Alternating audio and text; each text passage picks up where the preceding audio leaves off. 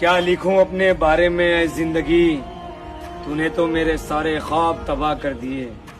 मेरे दोस्त, जिंदगी ने मुझे उस उम्र में उदास कर दिया जिस उम्र में लोग शौक पूरे करते हैं। मेरी